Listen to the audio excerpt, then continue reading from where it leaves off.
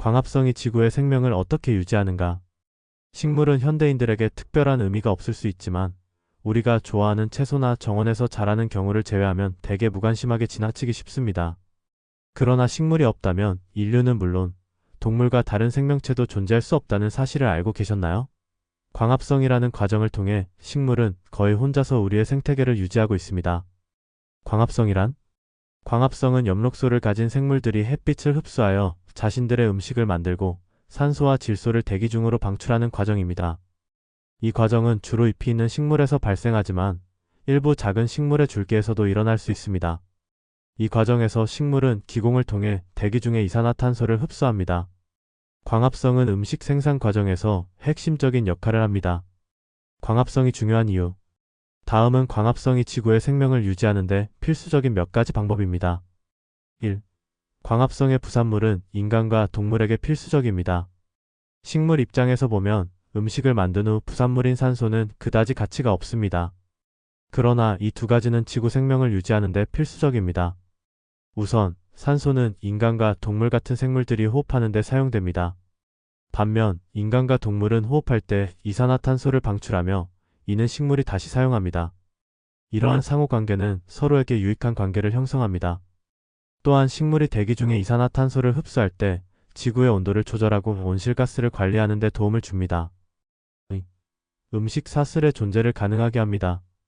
식물이 광합성을 통해 자신의 음식을 만들 때 스스로 성장하고 생존할 수 있습니다.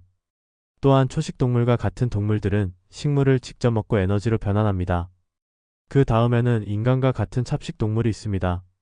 식물이 음식을 합성하지 않는다면 이러한 음식 사슬은 존재할 수 없습니다. 식물은 지구의 생명체의 음식과 산소를 제공할 뿐만 아니라 생태계의 서식지를 만듭니다. 동물과 다른 생명체는 숲에서 살며 인간은 건축자재, 종이 등 식품이 아닌 물질을 처리하기 위해 식물에 의존합니다. 3. 행성 비교를 통해 광합성의 중요성을 알 수 있습니다. 인류가 광합성을 얼마나 소중히 여겨야 하는지를 이해하는 좋은 방법은 우리의 자매 행성인 화성과 금성을 비교하는 것입니다. 빅뱅 이후 이 세 행성은 동일한 열과 냉각 메커니즘으로 형성되었습니다. 그러나 이들 세 행성의 기체 조성은 다릅니다. 예를 들어 화성은 95%의 이산화탄소, 3%의 질소, 0.13%의 산소를 가지고 있습니다. 이러한 환경에서는 인간 생명이 존재할 수 없습니다. 그러나 그레고리 슈미트 교수와 같은 과학자들에 따르면 광합성이 대기를 통해 탄소를 지각으로 전달함으로써 지구를 거주 가능하게 만들었습니다. 이는 수십억 년에 걸쳐 이루어졌습니다. 슈미트 교수는 지구의 대기가 화성과 다르지 않았다고 주장합니다. 그러나 엽록소를 생산하는 박테리아가 음식을 합성하고 산소를 방출하기 시작했을 때 산화 진화가 발생하였고 새로운 생명을 촉진했습니다. 이로 인해 육상 식물이 탄생하고 동물 생명이 출현하게 되었습니다. 광합성이 멈춘다면 어떤 일이 발생할까요? 광합성이 없다면 어떤 일이 일어날지 궁금해 본 적이 있나요? 지구상의 생명이 끝날까요? 확실히 그렇습니다. 그러나 그것이 하룻밤 사이에 일어나는 것은 아닙니다. 광합성이 멈추면 가장 먼저 피해를 입는 것은 식물입니다. 대부분의 식물은 며칠 안에 죽게 되며 더 큰 식물인 나무는 더 많은 음식을 저장하고 있기 때문에 몇 주 동안 생존할 수 있습니다. 모든 식물이 죽으면 초식동물이 뒤따르게 됩니다. 잡식동물이 마지막이 될 것입니다. 음식뿐만 아니라 산소도 부족해지게 됩니다. 산소 농도가 줄어들면 인간과 다른 생명체는 질식하게 됩니다. 광합성이 멈추려면 무엇이 필요할까요? 광합성이 멈추려면 태양이 사라져야 합니다. 이는 많은 다른 문제를 초래할 것입니다. 예를 들어 온도가 급격히 떨어지고 생존할 수 있는 생명체가 거의 없게 됩니다.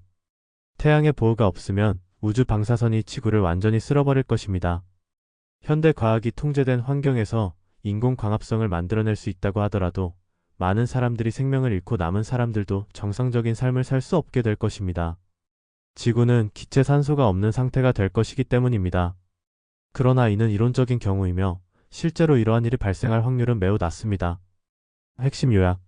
이제 광합성이 지구 생명의 원동력이라는 것을 알았으니 고려해야 할 몇 가지 생활 방침이 있습니다. 사람들은 더 많은 식물을 기르고 기존의 식물을 돌보는 습관을 가져야 합니다. 또한 이종이 토양과 공기를 오염시키는 관행을 피하는 것이 중요합니다. 이 두 가지는 광합성에서 핵심적인 역할을 하기 때문입니다. 지금까지 광합성은 지구에서 가장 중요한 과정이라고 안전하게 말할 수 있습니다. 만약 광합성이 없다면 생명을 지탱할 만큼의 산소가 존재하지 않을 것입니다.